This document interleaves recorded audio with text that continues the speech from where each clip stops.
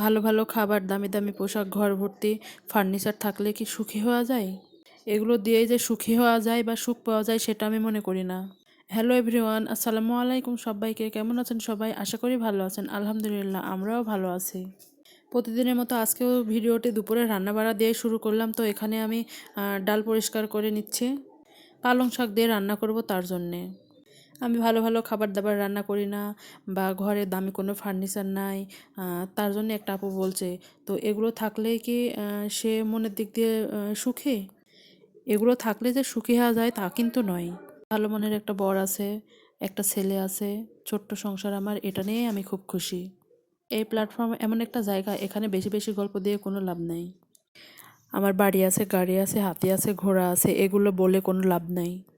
এই ভিডিওটা শুধু আমার দূরের আপু ভাইয়ারাই দেখছে না, আমার গ্রামের মানুষজনও এই ভিডিওটা দেখছে। তো আমার কি আছে বা কি নাই সেটা এরা খুব ভালোভাবেই জানে। তো মিথ্যা কোনো কিছু বলেই লাভ নেই। আমি যেমন আমি তেমনই, আমি এভাবেই খুব খুশি আছি। আপনাদের সাথে গল্প করতে করতে এদিক দিয়ে আমার পালং শাক ডাল দিয়ে রান্না করা হয়ে গেছে। লবণটা একটু চেখে দেখেছি, লবণটা একটু কম মনে হয়েছে, তাই আর একটু দিয়ে দিয়েছি। দিয়ে এই তো পালং শাকটা নামিয়ে নিয়েছি। এভাবে পালং শাক রান্না করে খেতে ভালো লাগে, রুটি ভাত দুটার সাথে মজা লাগে। প্রতিদিনের মতো আপু ভাইয়াদেরকে মনে করে দিই, লাইক দিয়ে ভিডিওটি শেষ পর্যন্ত দেখে নেবেন। ভিডিওটি ভালো লাগলে সাবস্ক্রাইব করে ছোটো বোনটির পাশেই থেকে যাবেন। তরকারির কালারটাও অনেক সুন্দর এসেছে, সবুজের মধ্যে হলুদ কম্বিনেশন খুবই ভালো লাগছে। তো এদিক দিয়ে আমি পেঁপে ভাজি করব, তার জন্য পেঁপেটা কড়াইতে দিয়ে দিলাম।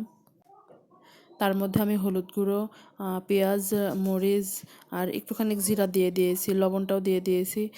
দিয়ে ভালোভাবে ভাজা ভাজা করে নেব। এক কথায় আমাকে মাছ মাংসর থেকে শাকসবজিটাই আমার বেশি পছন্দ।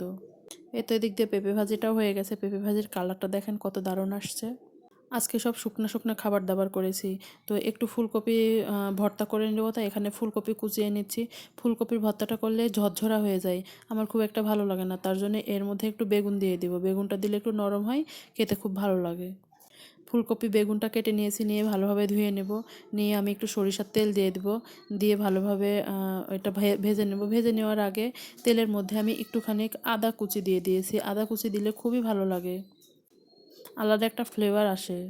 তো এই তো আমি কড়াইতে দিয়ে দিয়েছি, দিয়ে ওর মধ্যে লবণ দিয়ে ভালোভাবে এটা একটু ভালোভাবে ভাজা ভাজা করে নেব। অল্প একটু পানি দিয়েছি, পানিটা একদম শুকিয়ে যাওয়া পর্যন্ত অপেক্ষা করব। পানিটা শুকিয়েও যাবে, সেদ্ধও হয়ে যাবে। আজকে মনটাও খুব একটা ভালো ছিল না, ভালো লাগছিল না ভয়েস দিতে। তারপরেও যেহেতু একটা পেজ চালাই, তো দেওয়া লাগবে, তার জন্যেই দেওয়া আর কি। তো এখানে আমি হামান তিস্তার হাত না দিয়ে ভালোভাবে, গরম ছিল যেহেতু, ভালোভাবে এটা আমি মাখিয়ে নিচ্ছি। এর মধ্যে আমি কাঁচা পেঁয়াজ দিয়ে দিয়েছি আর একটুখানি কাঁচা সরিষার তেল দিয়ে দিব, দিয়ে ভালোভাবে হাত দিয়ে মাখিয়ে নেব। খেতে অসাধারণ ছিল ভর্তাটা। এরম ভর্তা থাকলে এক এক প্লেট ভাত এমনিতেই শেষ হয়ে যাবে। আজ তাহলে এই পর্যন্তই। আল্লাহ হাফেজ।